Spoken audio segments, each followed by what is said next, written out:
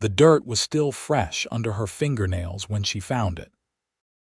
Dorothy Reeves pressed her palm flat against the windowpane, her breath fogging the cold glass, and stared at the impossible thing happening 3 feet outside her bedroom window in the gray pre-dawn light of an October morning in 1882. A man was kneeling in the hard, packed Texas soil with a lantern set beside him, his broad shoulders moving in steady rhythm as he drove a small hand trowel into the earth again and again.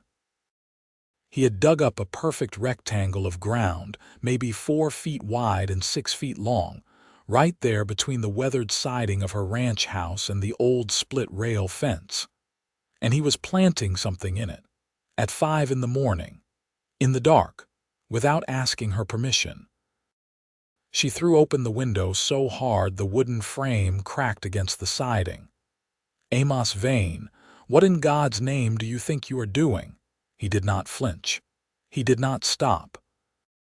He pressed a small bulb into the earth with the same deliberate calm he used for everything, and then he patted the soil down around it with his bare hand before he finally looked up at her.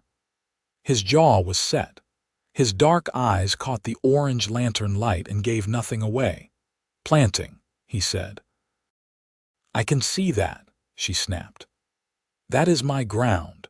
That is the ground directly outside my bedroom window where I sleep, where I have some reasonable expectation that a man will not be crouched in the dirt before the sun comes up." "You haven't been sleeping anyway," he said, and went back to planting. Dorothy felt something crack open inside her chest, something she had been holding sealed shut for 3 months, since the fever had taken her daughter, since the world had gone silent and gray and entirely without reason. She felt it crack open, and she pressed her fist against her sternum and breathed through her teeth. "Get off my land," she said quietly, which was far more dangerous than shouting. He looked up again. In the lantern light, she could see the tiredness in his face, the mud on his forearms, the way he had been working long enough that his knees had pressed twin dark patches into the knees of his canvas trousers. "I will," he said, "when I am done." She slammed the window shut. She stood in the middle of her bedroom in her nightgown, shaking, and she did not know if she was furious or devastated or both. And she did not understand how a man she had spent 6 years being entirely indifferent to had suddenly become the only person who could make her feel anything at all. 3 months earlier, Dorothy had been a different woman in a different world. She had run the Reeves ranch alone for 4 years, ever since her husband Thomas had died of a snakebite in the summer of 1878, leaving her with 300 acres of decent grazing land in the hill country outside Kerrville, Texas, a herd of 60 cattle, a horse named Biscuit, a 7-year-old daughter named Clara, and a debt to the Cattlemen's Bank of Kerrville that made her stomach hurt every time she thought about it. Thomas had not been a bad man. He had been gentle and well-meaning and completely unprepared for the reality of ranching in the Texas hill country. And by the time the snake bit him, Dorothy had already been running the ranch more or less by herself for 2 years. She had mourned him honestly for the man he was and the marriage they had shared, and then she had put her grief away in the practical manner of a woman who could not afford to let it slow her down, and she had gotten back to work. The work had saved her. It always had. She had grown up the daughter of a farmer in Missouri, the eldest of 6 children, and she had learned before she was 10 years old that the land did not care about your feelings. It needed feeding and tending regardless, and if you fed and tended it well enough, it would sustain you. That was the contract. Dorothy had always found that contract honest and fair in a way that human relationships frequently were not. She had kept the ranch going. Better than going, actually. She had increased the herd to 90 head by 1880, had struck a good supply arrangement with the military post at Fort McCavitt, had hired 2 reliable hands named Pete Garland and older Samuel Hicks, and had very nearly paid off the debt to the bank. She had done it all while raising Clara, who was quick and curious and loved to ride, and who had her father's gentle eyes and her mother's stubborn chin. Clara had been 11 years old in the spring of 1882 when she had started coughing. Dorothy had told herself it was a spring cold. Clara had always had a sensitive chest in the damp weather. She had made her daughter drink honey and lemon tea and had kept her indoors on the cool days, and had watched her carefully with the practiced eye of a woman who knew every inch of her child the way she knew every inch of her land. But the cough had deepened into something that rattled, and then the fever had come, and by July the doctor from Careville had made the 40-minute ride out to the ranch twice in 1 week, and by August Dorothy had known in the private, terrible country of her own heart what was coming. Clara had died on the 12th of August, 1882, on a hot afternoon when the cicadas were screaming in the live oaks, and the sky was a flat, merciless blue. She had died with her hand in her mother's hand, and she had not been afraid, which was either a mercy or the most heartbreaking thing Dorothy had ever witnessed, depending on the hour. After that, Dorothy had kept working. What else was there? She rose at 5, she fed the livestock, she directed Pete and Samuel, she did the accounts, she ate because her body required fuel, she slept because her body would not function without it. She did not cry, because crying required a kind of surrender that she was not capable of. She did not speak about Clara to anyone, because speaking about her made the absence real in a way that Dorothy could not afford to let it become real, not if she was going to keep functioning. The world had gone gray and flat. Food had no taste. The sunrise, which she had always loved, meant nothing. She went through the motions with the mechanical efficiency of a woman who had always been good at the motions, and she told herself that was enough, and she did not let herself examine it too closely. Amos Vane had been her nearest neighbor for the entire 4 years she had been running the ranch alone. His property bordered hers to the east, separated by a dry creek bed and a long stretch of cedar scrub. He ran a smaller operation than hers, about 200 acres, mostly horses rather than cattle. He bred and trained working quarter horses, and he was very good at it, because he was the kind of man who was very good at things he cared about and entirely disinterested in things he did not. He was 31 years old, originally from Tennessee, and he had come to Texas with no particular story attached to his arrival, which Dorothy had always thought was slightly suspicious, but had never pressed him on. He was tall and lean in the way of a man who worked hard and ate whatever was available. His hair was dark, and he kept it somewhat longer than was fashionable, and he had a jaw that looked like it had been carved out of something harder than ordinary bone. Dorothy had not disliked Amos Vane in the 6 years they had been neighbors. She had simply kept him at the appropriate distance, the distance she kept everyone, the distance that allowed the ranch to function smoothly without entanglements. He was a useful neighbor. He had helped her pull a calf once during a difficult birth when Pete and Samuel were both out on the range. He had sent word one winter when he had spotted a stretch of her fence line that had come down in a storm, the kind of small practical information that meant something out here. She had done the same for him on 2 occasions. They had a working relationship. It was professional and bounded and exactly as much as Dorothy wanted from it. She had not particularly noticed, in the way one might notice something worth noticing, that Amos Vane came by the ranch more frequently in the months after Thomas died.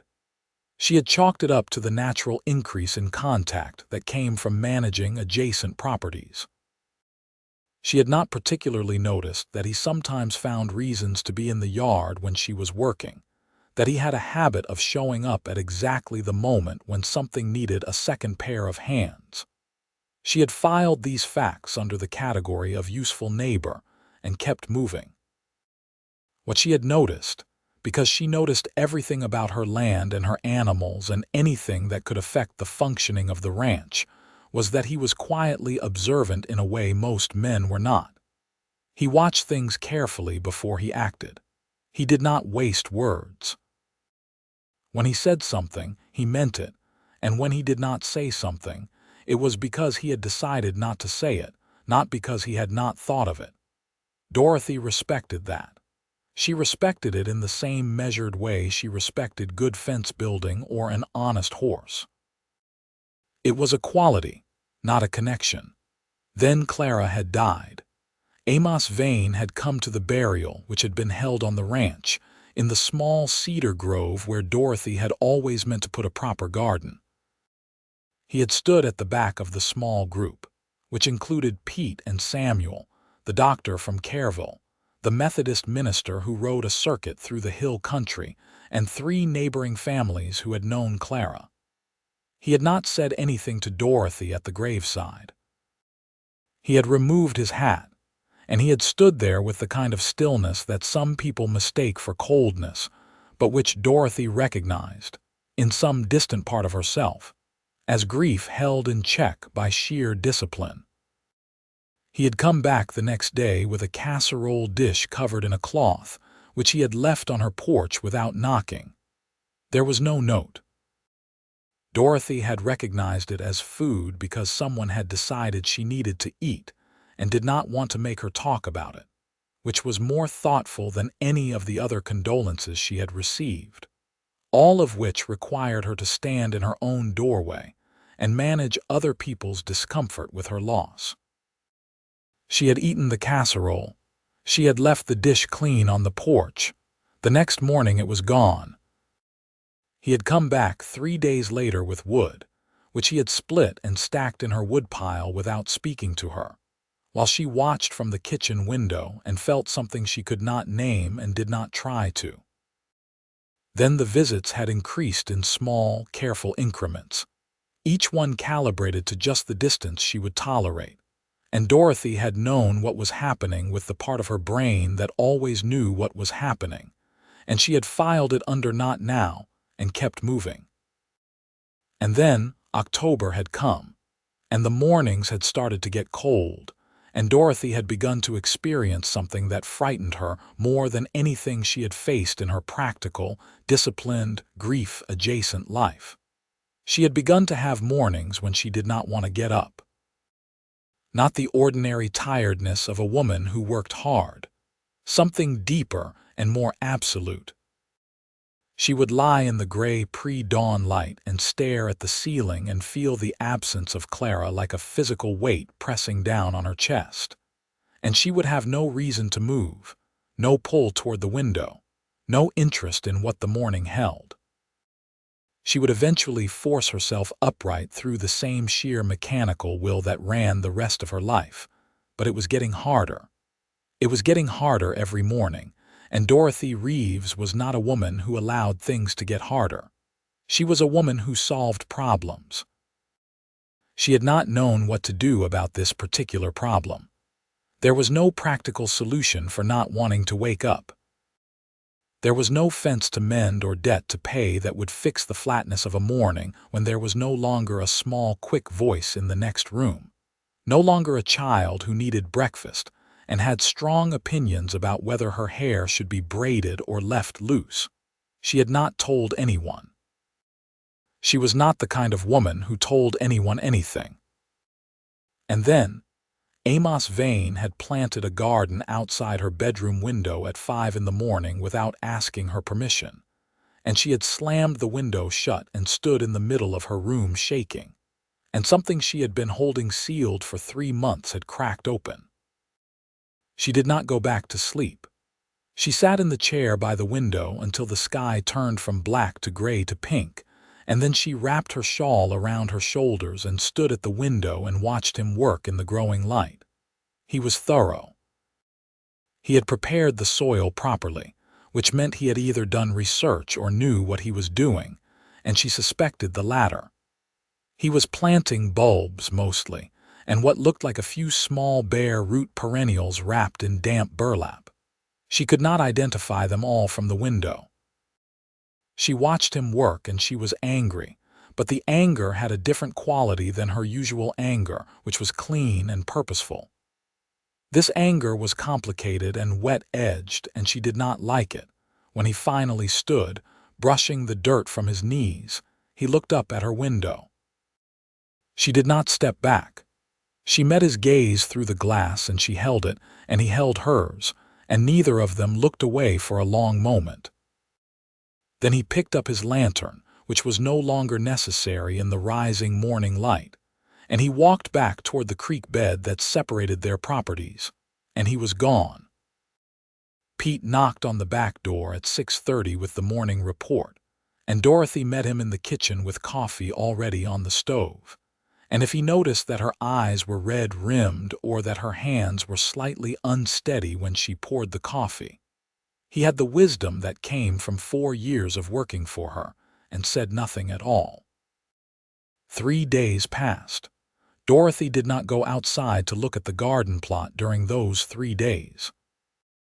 She went about her work with the same machine-like efficiency she had maintained since August, and she did not allow herself to think about Amos Vane, or his unauthorized planting, or the cracked open feeling in her chest that had not fully sealed again. On the 4th morning she woke at 5 as always, and without fully meaning to, she looked at the window. A single small green shoot had pushed through the dark soil. She lay on her side and stared at it for a full 2 minutes in the early light. It was just a shoot. It was just a small living thing pushing up through the earth in the way all small living things pushed up through the earth when the conditions were right. It was not significant. It did not mean anything. She got up. She got dressed. She made her coffee. She went outside. She stood in the cold October morning air and looked at the garden plot properly for the first time. He had prepared the soil well. She could see that. He had worked in something to break up the clay, probably grit and compost, and the bed was properly leveled. There were small markers she had not been able to see from the window, little sticks with cloth tied around them, indicating where different things had been planted. She did not know what the markers meant. They were his system, not hers. But she could see the green shoot she had seen from the window, and beside it, the tight red tips of what might be tulip bulbs breaking through, and at the far end of the bed, what appeared to be the woody base of something she thought might be a climbing rose. Someone had gone to considerable trouble. Someone had thought about what would bloom and when, and had tried to plan it so that something would be growing through the winter and into the spring.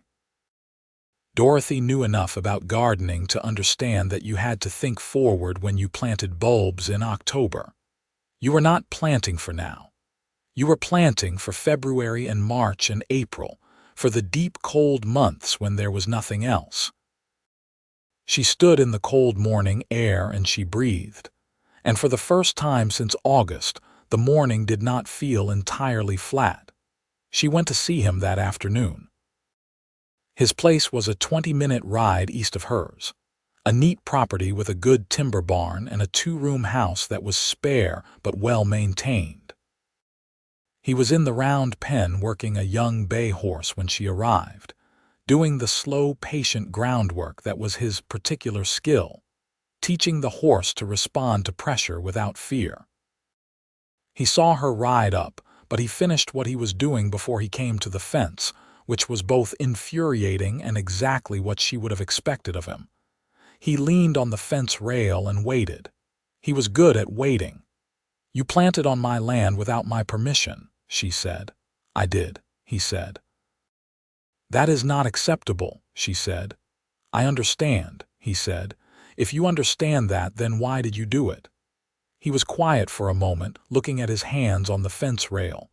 "Because I watched you for 3 months and you stopped looking at the mornings. And the mornings are one of the things you always looked at.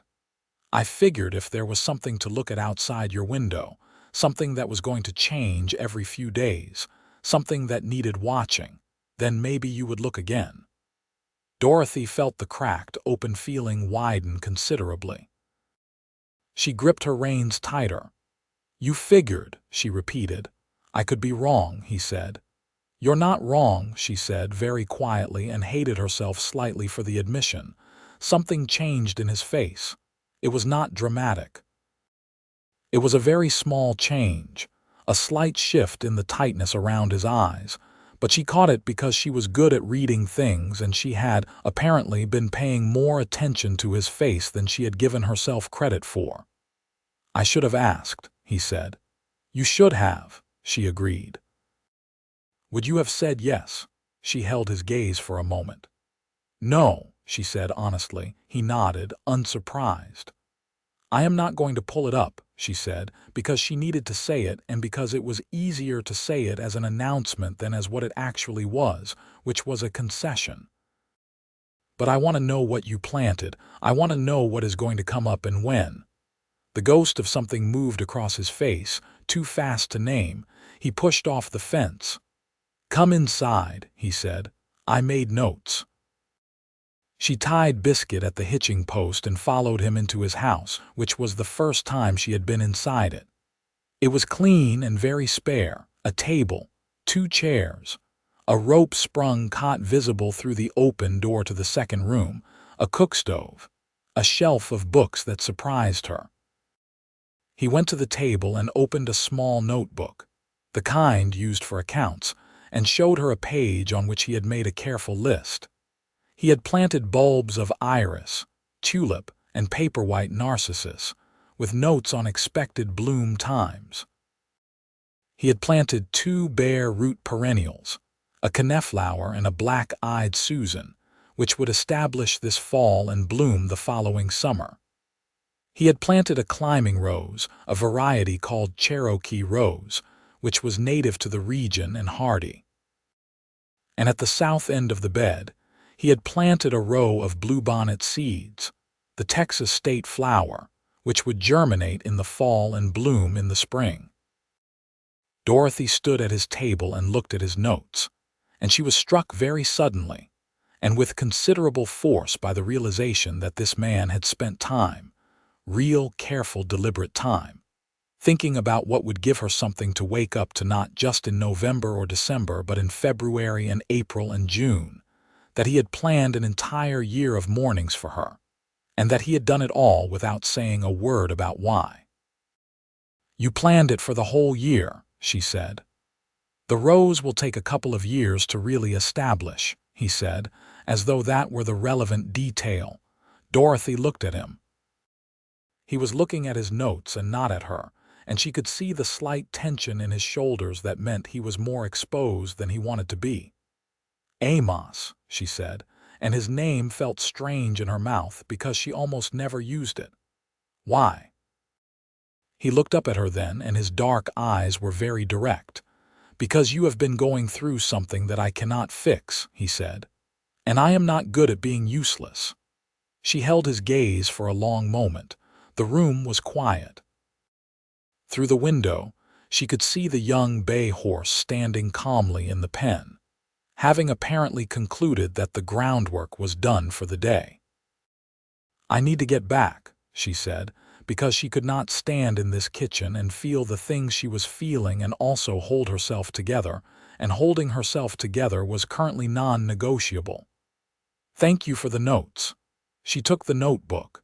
She did not give it back. She thought about him the entire ride home, which she found annoying. The weeks that followed were strange and new in a way Dorothy had not been prepared for. Every morning she woke before dawn, and in the half-dark she would lie still and look toward the window, and every few days something changed. The tulip tips grew. The narcissus pushed through in multiple shoots. On a morning in late October, she woke to find that the first tulip had opened, a dark red one, burning against the gray dawn light like a small fire, and she had lain there for a long time just looking at it. She had started to feel things again. Not good things necessarily, not comfortable things.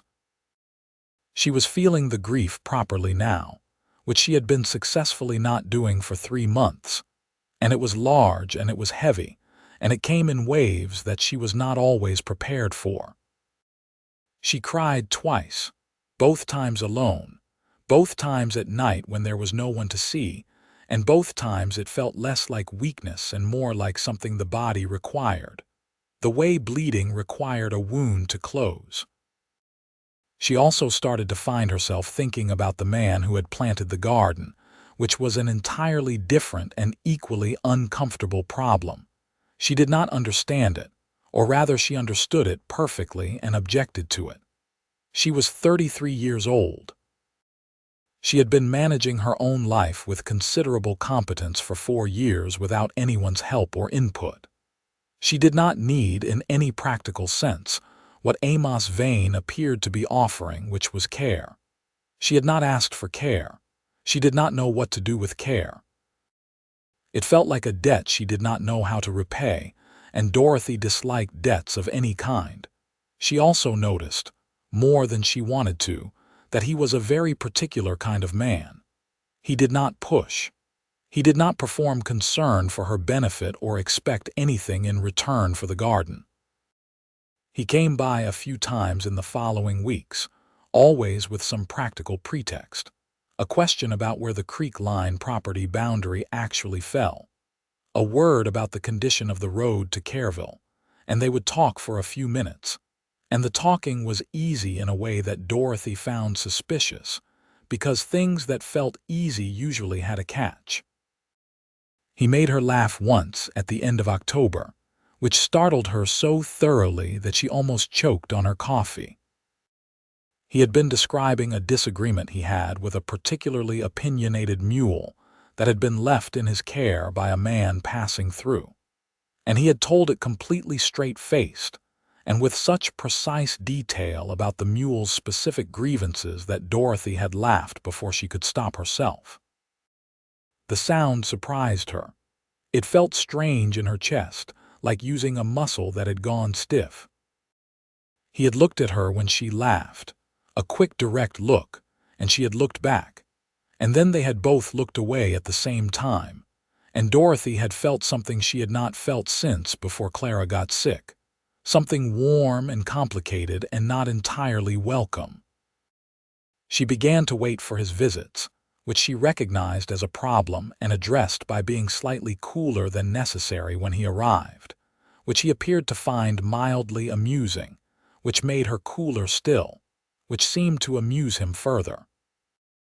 It was a cycle she was aware was not serving her well, but could not entirely stop. In November, the narcissus bloomed, white and bright against the cold, hardened soil.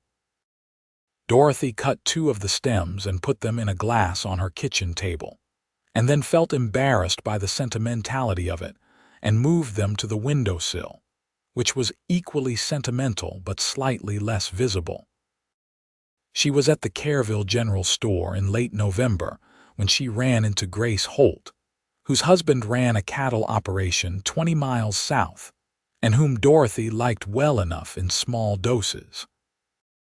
Grace had seen her looking at a display of seed packets and made a comment about the late season for gardening, and Dorothy had said, without really planning to, that she had a garden going on the south side of the house.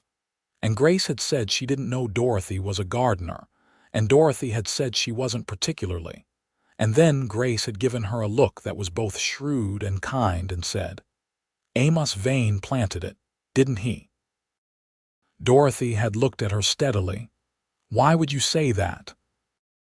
"Because he came into Hendrix's feed store in October and spent about 45 minutes asking about what blooms in the winter in the hill country," Grace said. "And when Bill Hendrix asked him what he was doing with the information, he said it was none of his business, which it wasn't, but it was definitely interesting."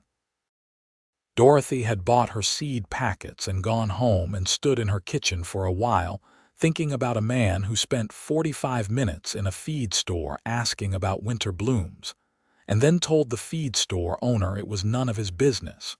She rode to his place the next afternoon. He was at the barn when she arrived, working on a piece of tack, and he looked up when she rode in without particular surprise. The way a man looks when he has been waiting for something he is not sure he is going to get. "You went to the feed store in October and asked about winter blooms," she said, dismounting. "I did," he said. "Before you came and planted in the dark without asking me," she said.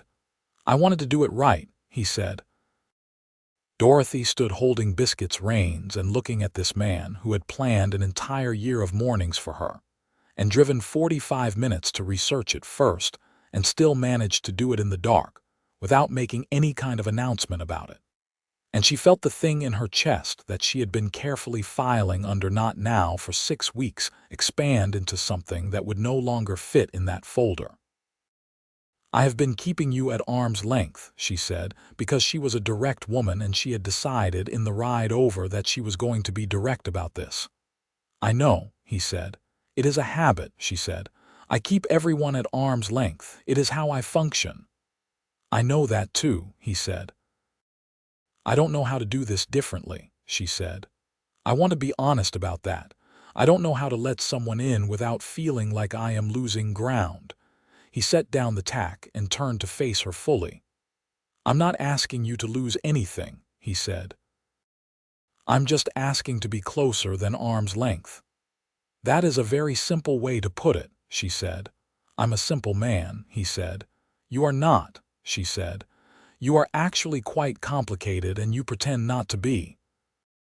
Something shifted in his face again, that small warming she was learning to read. "You've been paying attention," he said. "I pay attention to everything," she said. "It's how I function."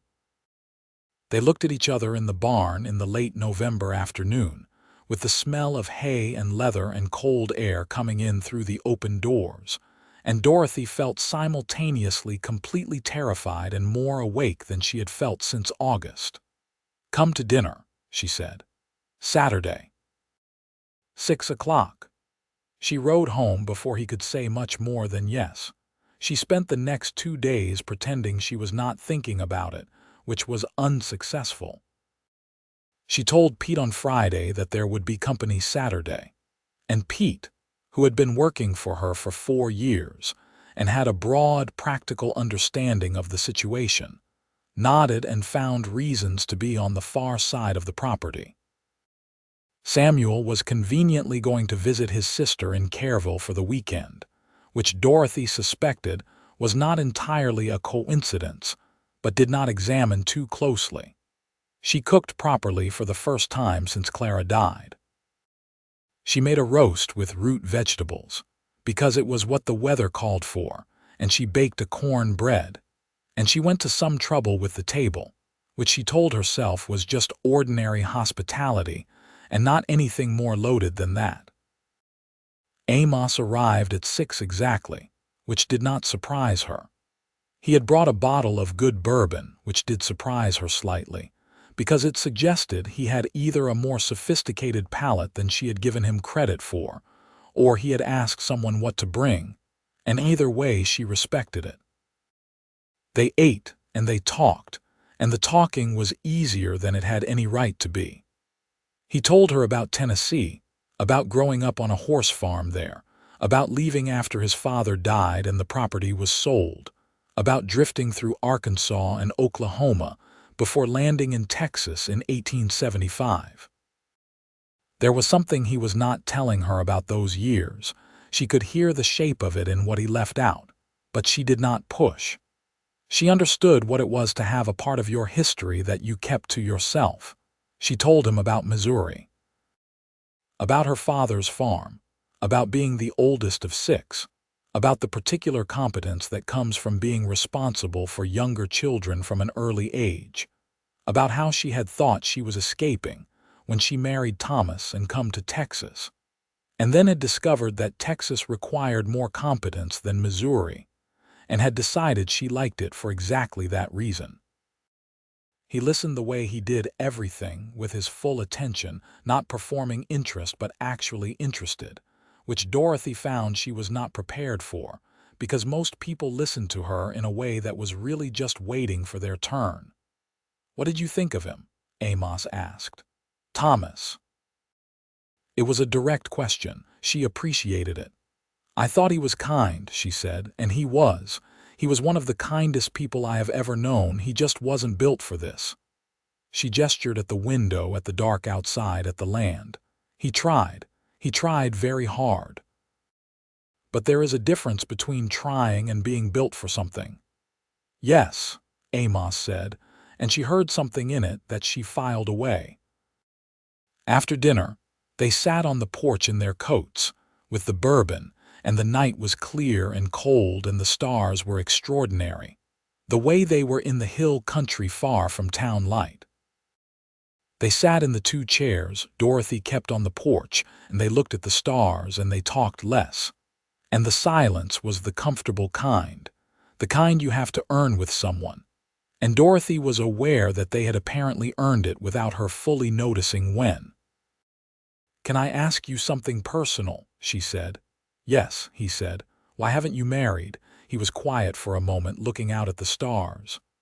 "I was engaged once," he said. "In Arkansas. Woman named Martha Sims. Good woman. She wanted to stay in Arkansas and I couldn't."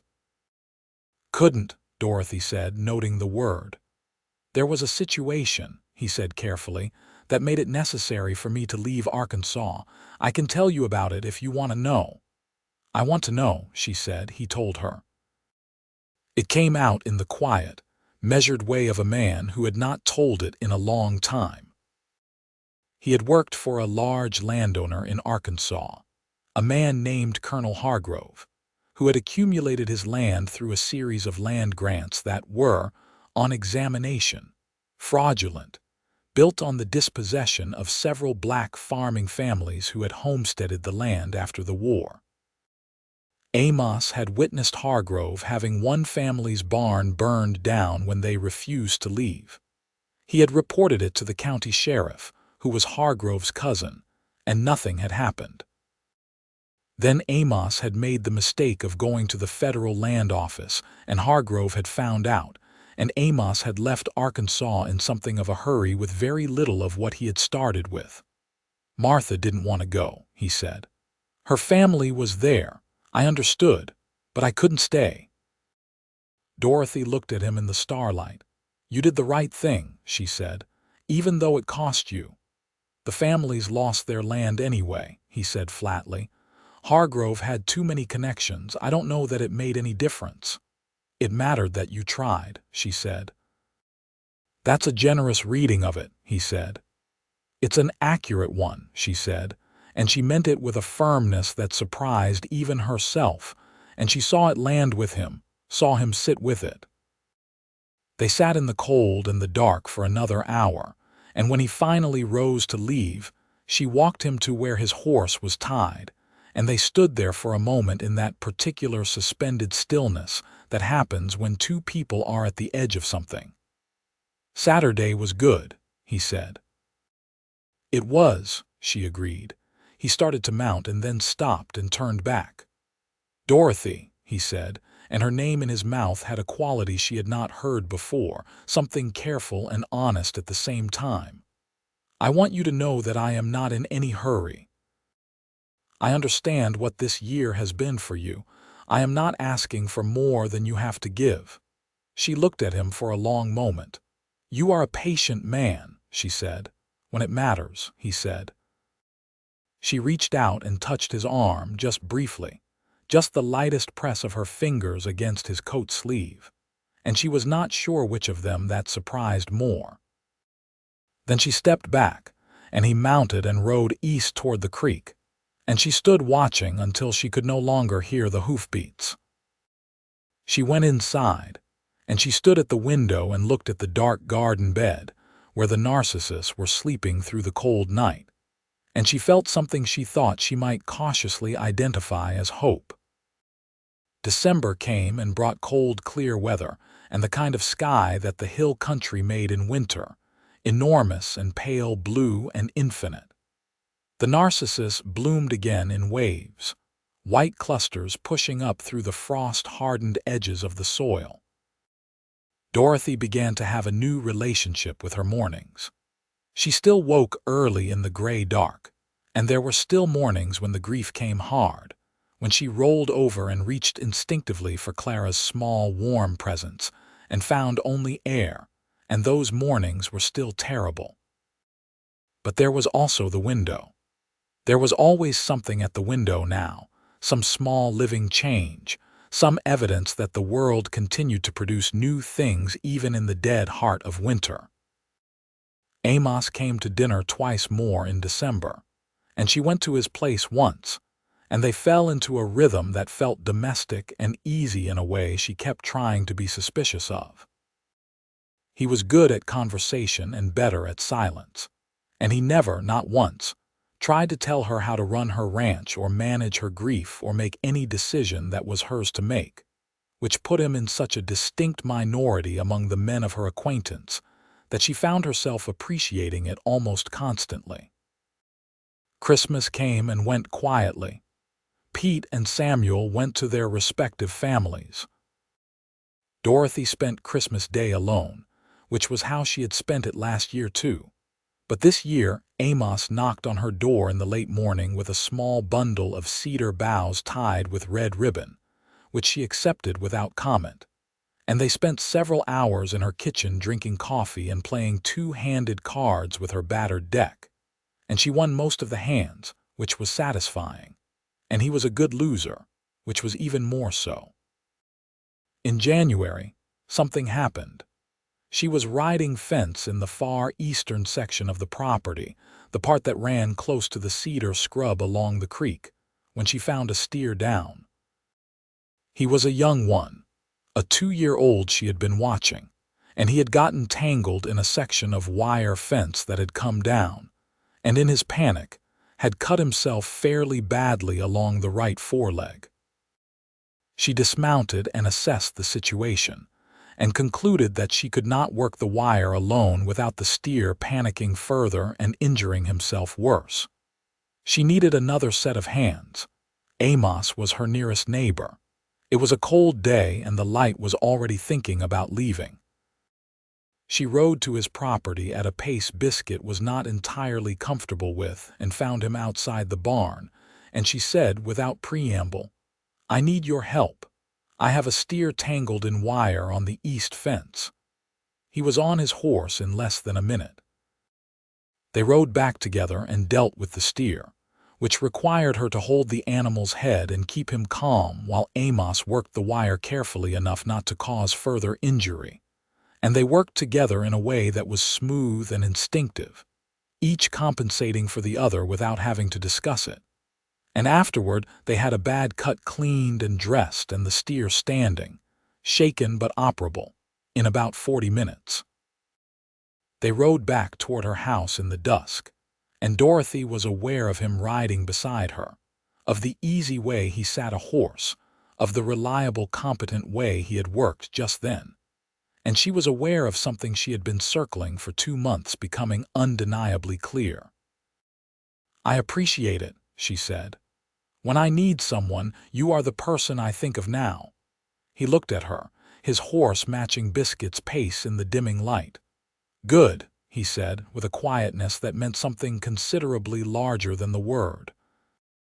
"I'm saying it inadequately," she said, annoyed with herself. "You're saying it fine," he said. "I mean that I trust you," she said.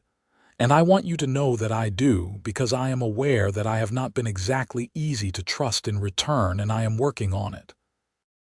He reined in slightly, so they slowed together in the last of the light, and he looked at her with an expression that she recognized now, the open, careful way he had when he was saying something he meant completely. "Dorothy," he said, "you are the most capable person I know, and you are brave in a way that most people will never understand, because your kind of brave is the quiet kind that just keeps going even when it costs everything. And you are worth every bit of patience a man could have." The dark was coming in from the east, and the live oaks were black against the last pale strip of sky, and Dorothy looked at this man and felt the thing she had been circling resolve itself into something she recognized and could not argue with. She leaned across the small space between their horses, and she kissed him, which surprised her considerably less than it should have. He kissed her back with the same careful steadiness he brought to everything, and for a moment they were two people on horseback in the dark in a cedar scrub in January, which was not the most practical setting for the moment but was, Dorothy would later think, exactly right for them. When they pulled back, she was aware of her heart going at a tempo that had nothing to do with physical exertion, and of his hand having come to rest at her jaw in a way she had not planned for, and found she did not want to move away from. "I've been trying very hard not to do that for approximately 3 months," she said. "I know," he said. "I noticed." "Noticed what?" she demanded. "The trying not to," he said, and the warmth in it undid something in her chest entirely. She laughed. The sound came up easily this time, without the stiffness of October, and she felt it in her whole body. February came, and with it the first of the tulips. She had seen the red one in October, which had been very early and probably a fluke of the warm fall they had had. The February tulips were different.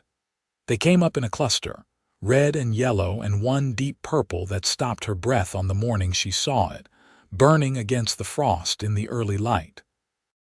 She stood at the window in her nightgown and bare feet on the cold floorboards, and she looked at the purple tulip, and she cried properly.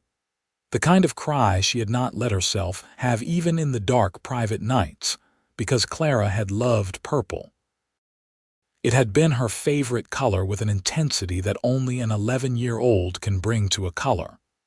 She had wanted everything in purple, her hair ribbons, her good dress, the blanket on her bed. And here was this purple tulip, planted in October by a man who had not known that, could not have known that, who had planted it for no reason except that he was trying to give her something to look at in February. Dorothy cried until she was empty, and then she washed her face and made her coffee and went to the window and looked at the garden, where the tulips stood in the cold morning light, perfect and alive. And she said good morning to her daughter in the way she had begun to do quietly, privately, to the garden, which felt right and true and like exactly the thing the garden was for. She told Amos about the purple tulip that afternoon. She rode over without a specific errand, which was in itself a change, and she found him at the corral and she said, "The purple tulip opened this morning." He looked at her face and saw what was in it, the redness around her eyes that she had not entirely erased, and he said very quietly, "Good." "Clara's favorite color was purple," she said. He was still for a moment. "I didn't know that," he said. "I know you didn't," she said. "That is what I wanted to tell you." He understood. She could see him understanding. He had planted a purple tulip by chance, without knowing it would mean that, and it had meant that, and sometimes the world did that to you, gave you the exact thing you needed from an impossible angle, and you had to let yourself be grateful for it without trying to make it make sense. He stepped forward and she let him hold her, his arms coming around her in the cold February afternoon, and she rested her forehead against his shoulder and breathed. And it was the first time she had let anyone hold her since Clara died, and it was precisely as terrifying and precisely as necessary as she had suspected it would be. "I would like to put her name on the garden," Dorothy said without lifting her head. "A small marker, just her name." "We can do that," he said without hesitation. "Tell me when and I will be there." She pulled back and looked at him. He was looking at her with an expression she had never seen on any face before, something that combined steadiness and intensity and care in a proportion she had not known was possible. "You are in love with me," she said, not as a question. He held her gaze. "Yes," he said, simply. Without apology or performance, Dorothy had 100 practical objections ready. She had a running list of all the reasons this was complicated, all the ways it could go wrong, all the practical considerations of two ranchers with adjacent but separate properties and separate lives, and one of them, a widow with a grief she was still working through. She had the whole list ready. What she said was, "I believe I am in love with you too, and I want you to understand that this is deeply inconvenient." Something brilliant happened in his face. "I can imagine," he said.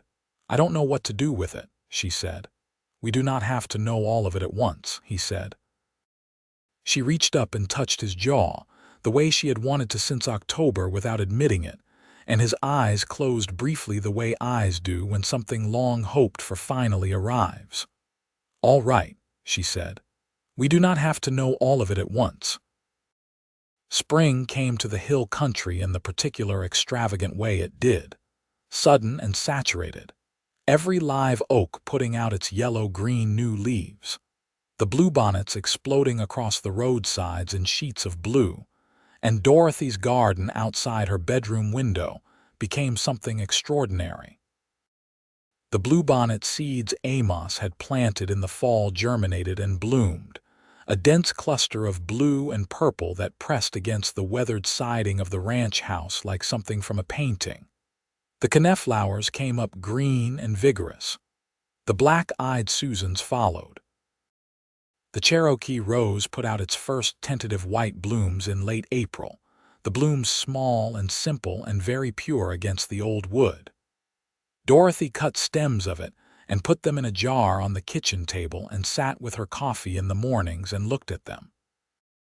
She put Clara's marker in the garden on a Saturday in March, a small piece of smooth cedar that Amos had shaped and on which Dorothy had carved the letters herself. Clara Reeves, 1871, 1882. Beloved. They stood at the garden together after she pressed it into the soil, and neither of them spoke for a while, and the birds were going in the live oaks and the morning was warm and full of light. She would have loved this, Dorothy said. She would have been out here every morning pulling things up to see how they grew underneath, and I would have had to explain why that defeats the purpose. Amos laughed quietly, and the sound of it was warm in the morning air. "Tell me more about her," he said. So Dorothy did. Amos listened to all of it and asked questions, and Dorothy talked for a long time in the warm spring morning beside the garden with its bright wild cluster of blue. And it was the most she had talked about her daughter to anyone, and it was exactly what she needed to do.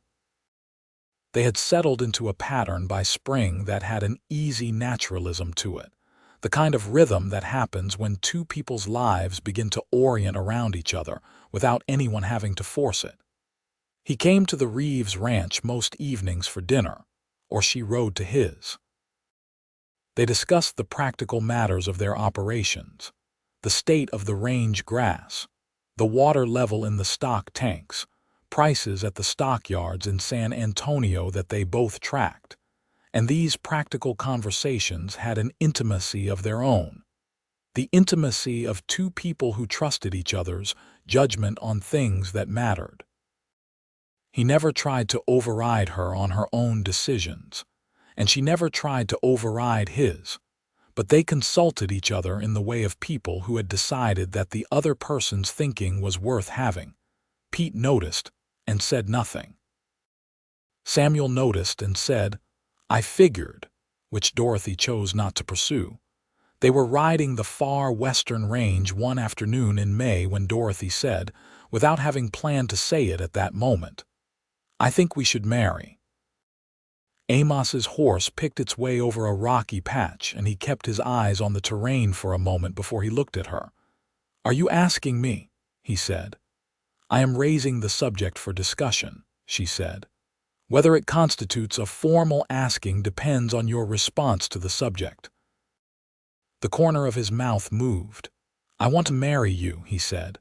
"I have wanted that for approximately 2 years if I'm being honest about when it started." 2 years, Dorothy said, startled. "That was before Clara died. That was when you barely spoke to me." "I spoke to you as much as you permitted," he said mildly. She thought about that. "Fair point," she said. 2 years. You are a remarkable woman, Dorothy Reeves," he said. "It did not take long to notice." She looked at him. at this man with the patient dark eyes and the well-used hands and the notebook full of careful plans for her mornings. And she felt something that was not the careful guarded version of a feeling but the real whole thing, enormous and clear and entirely certain. "Then yes," she said, "I am asking you." "Then yes," he said, "I am saying yes." They were married in June of 1883 in the cedar grove where Clara was buried, which Dorothy had decided was exactly right because she wanted Clara present for the important things. The minister who rode the Methodist circuit came and performed a simple ceremony, and Pete and Samuel were there, and Grace Holt and her husband, and several neighboring families who had watched Dorothy Reeves run her ranch alone for 4 years with considerable respect and were glad to see her happy. Dorothy wore a dress she had made herself from good blue wool, a practical dress that could be worn again, which was how she approached most things. She carried a handful of flowers from the garden, bluebonnets and coneflowers and a few white Cherokee rose blooms, because it had seemed right to carry something from the garden into the thing the garden had led to. Amos wore his good dark coat and looked at her when she walked toward him in the cedar grove with an expression that was not complicated or hidden or managed at all, just openly and honestly everything he felt. And Dorothy, who had been steeling herself to be sensible and calm about the ceremony, found her eyes filling and did not fight it. "You look like yourself," he said quietly when she reached him, "which is the best thing I know how to say. That is either the most romantic or least romantic thing anyone has ever said to me," she said, and her voice was unsteady and she did not care. "It's what I mean," he said. They combined the properties. This was the practical decision, and it was a large one, but it was not a complicated one, because they had been managing adjacent operations for years, and the logic of combining them was clear. They ran the combined operation together, with Amos's horse breeding and training complementing Dorothy's cattle operation in a way that made each stronger. Amos moved into the ranch house, and it was strange and then not strange and then felt as though it had always been the obvious configuration. Dorothy added a bedroom to the house that fall, because the original 2 rooms were functional but tight for 2 people who both had opinions about where things went.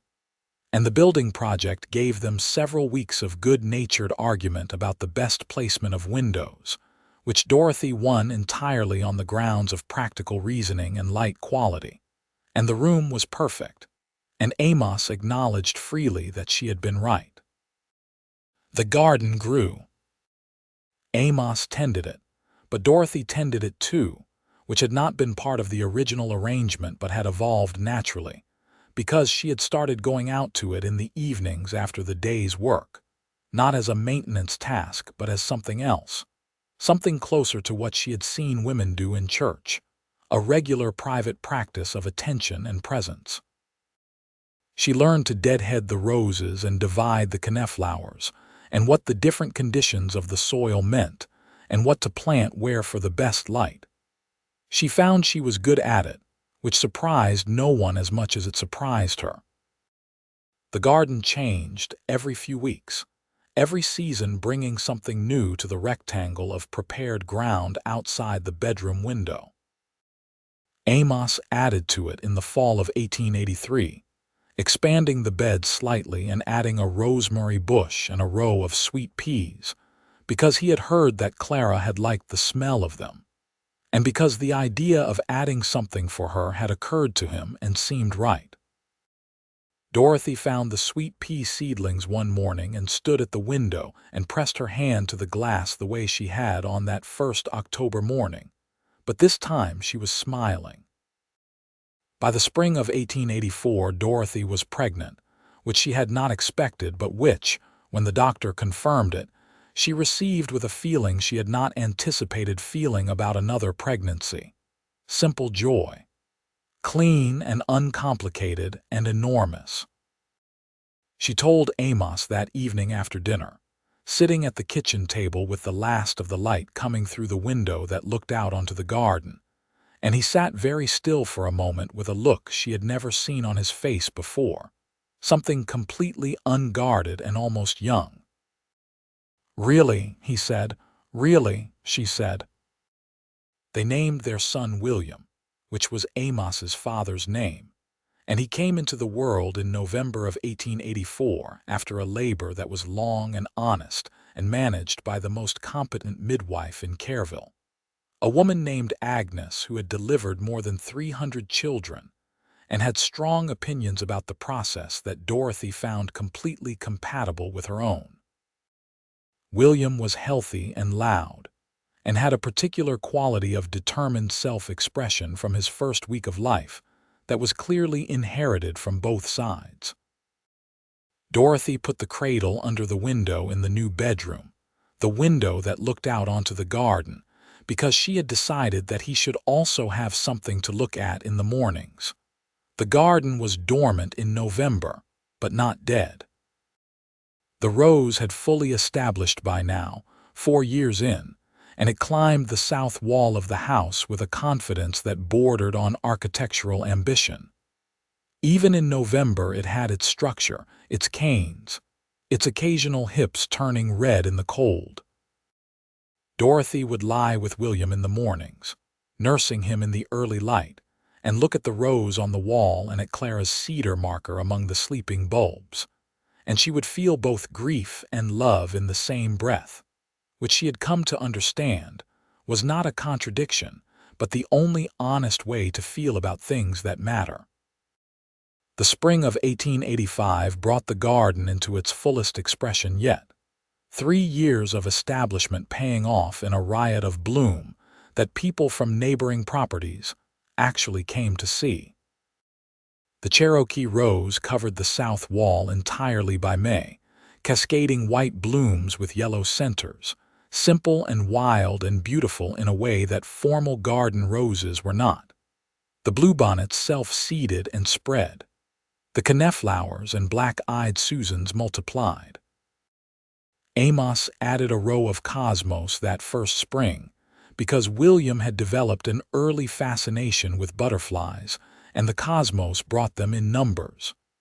Dorothy added a salvia, because she had read that the hummingbirds liked it, and she wanted the hummingbirds. The garden had become, in the 3 years of its existence, a record of their life together.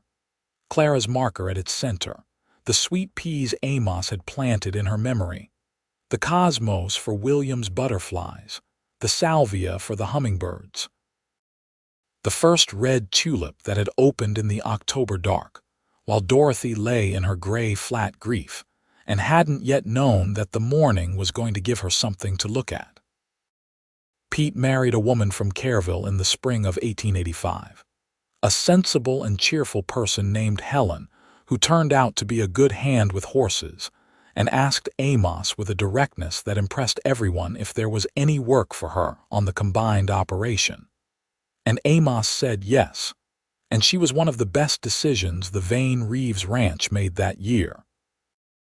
Samuel retired to his sister's house in town in 1886, when his knees finally put the matter beyond debate, and Dorothy gave him a going-away supper, and told him plainly that they would be worse without him, which made him tear up in a way he managed to attribute to the dust, and which she allowed him, because she understood about managing the presentation of feeling.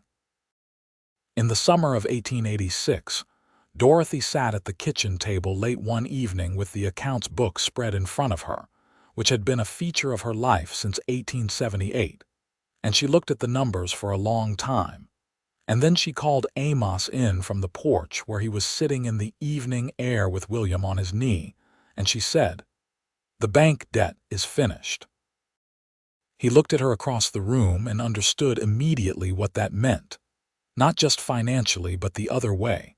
The way that had kept her up at night and driven her through the worst years when Thomas died, and she was alone with a child and a failing operation, and a debt that felt like it would outlive her. He came inside and sat down and looked at the numbers, and he looked at her, and she saw his face do the thing it did when he felt something large. "You did that," he said. "We did that," she said. "You started it before me," he said. "You made it faster," she said, "with the horses." The Fort McCavitt contract and the horse breeding together, we did it 3 years ahead of what I projected. He shook his head slightly, not disagreeing, just marveling. "You have been carrying that a long time," he said. "A long time," she agreed. "It feels odd to put it down." He reached across the account book and covered her hand with his, the same gesture he had made at this same table when she told him about William, and she turned her hand over and held his. They were quiet for a moment in the lamp-lit kitchen, with the debt done and the account square and the warm evening pressing against the window screens, and William asleep in his room where the rose climbed the wall outside, and Clara in the cedar grove with the sweet peas near her feet. "I want to do something with the property," Dorothy said. "I have been thinking about it. There is 40 acres on the south end that we do not actively use for grazing. The soil there is good. I want to expand. Maybe a small orchard, fruit trees for use and for sale. And I want to build proper outbuildings, a larger barn, a smokehouse. The operation is large enough now that the original structures are undersized." In the fall of 1886, Dorothy discovered she was pregnant again. "Again," she said to Agnes the midwife, who was doing the examination with a brisk efficiency that Dorothy appreciated. "Again," Agnes confirmed without any particular inflection. Dorothy sat up and thought about it for a moment. "Good," she said, with the same quiet certainty she brought to everything she meant. She told Amos that evening by the garden, because that was where she found herself telling him the important things. Standing in the late light of the October garden with the rose dark against the wall and the canneflowers brown and gone to seed, dormant and full of next year. He pulled her close immediately, which was a more demonstrative response than he usually led with, and she let herself lean into him for a moment, looking over his shoulder at the garden. "A girl, I think," she said. "How would you know?" he said. "I don't," she said. "I just think." She was right. They named her Clara Mee, keeping the first name with a middle name different enough to be its own thing, and she arrived in May of 1887 in the same practical no-nonsense manner her mother had brought to every challenge, efficiently and without excessive drama.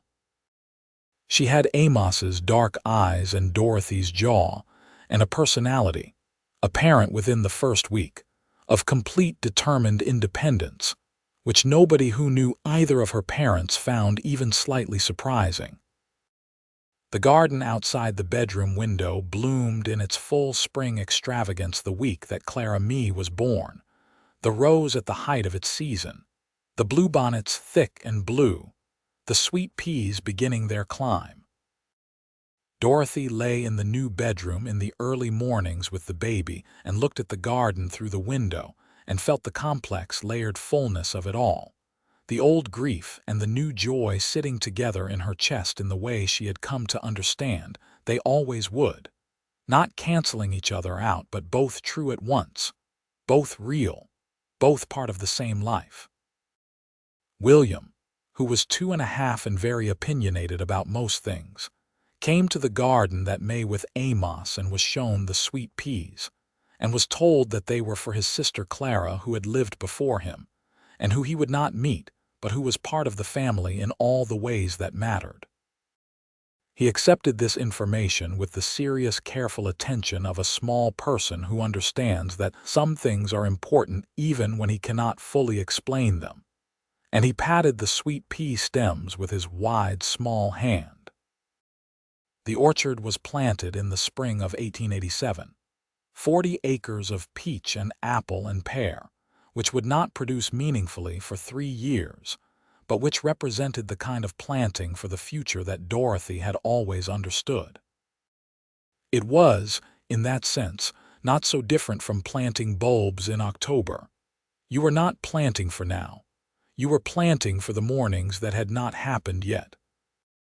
In the summer of 1887, a man arrived at the Vane Ranch, which was now formally the combined operation they called the VR Ranch, using both their initials in the brand.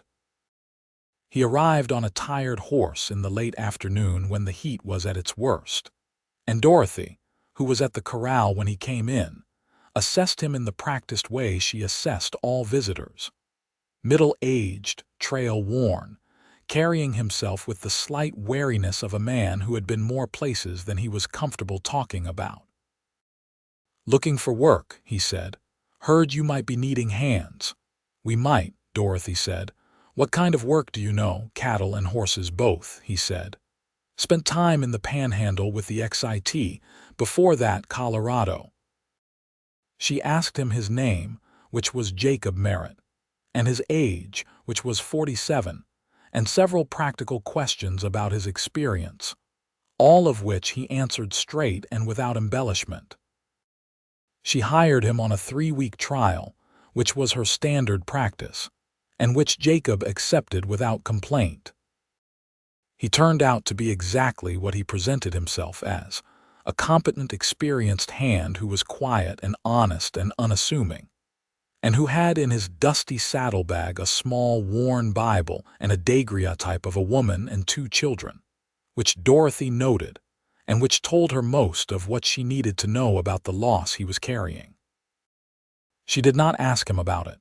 She gave him good work and fair wages and the same clear expectations she gave everyone, and she let the rest be his own business. He stayed well past 3 weeks. He became, in time, one of the best hands on the property, the kind of person who understood an operation deeply and could anticipate what was needed. He was good with William, patient and quiet in the way that some older men are with young children, and William, who had his mother's eye for character, decided Jacob was acceptable, which was not a given with William.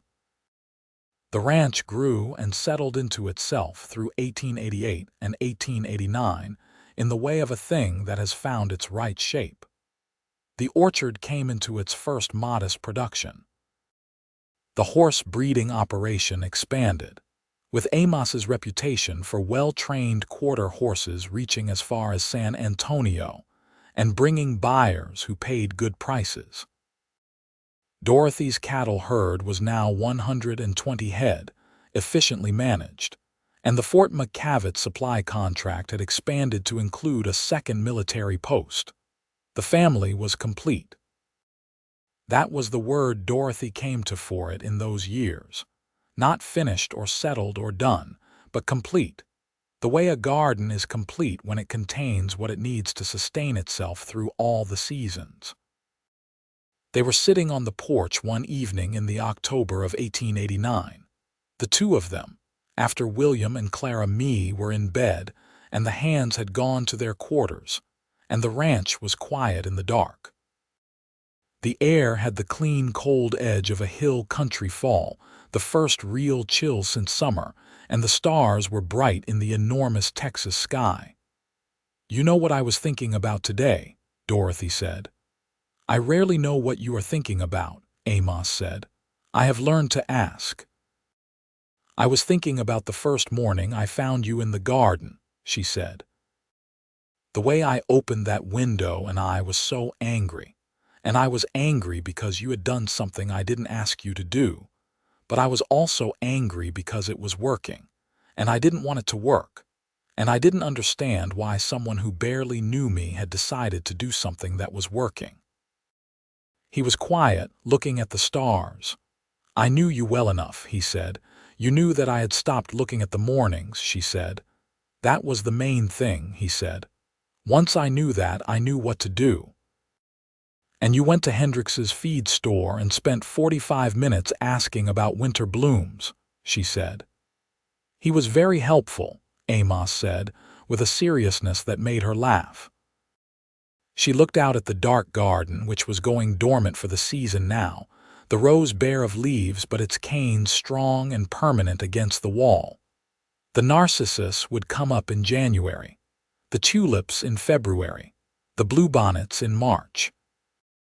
The same reliable progression, year after year, timed to the same mornings. "It saved me," she said quietly. "I want you to know that I know that. I was in a bad place, Amos. A worse place than I let anyone see. And the garden was the first thing that gave me a reason to look at the morning. And then you were the next reason. And then you were the main reason." He looked at her with those dark eyes that had always seen her clearly, from the beginning, even when she had been doing her best to prevent it. "You saved yourself," he said. "You are the one who looked at the window every morning even when you didn't want to. You are the one who came to find me instead of pulling the whole garden up. You are the one who let someone in after 4 years of not letting anyone in. I just planted some bulbs." "You planned a whole year of mornings for me," she said, "in a notebook." "The notebook was practical," he said.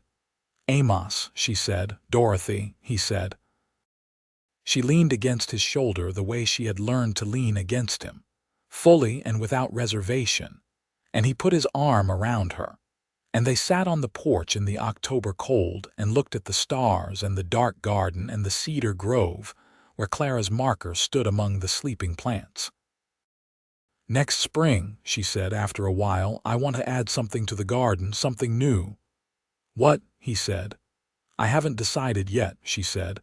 "I'll know when I see it." "All right," he said. "Tell me and I'll plant it." "We'll plant it," she said. The mornings kept coming, and she woke to everyone,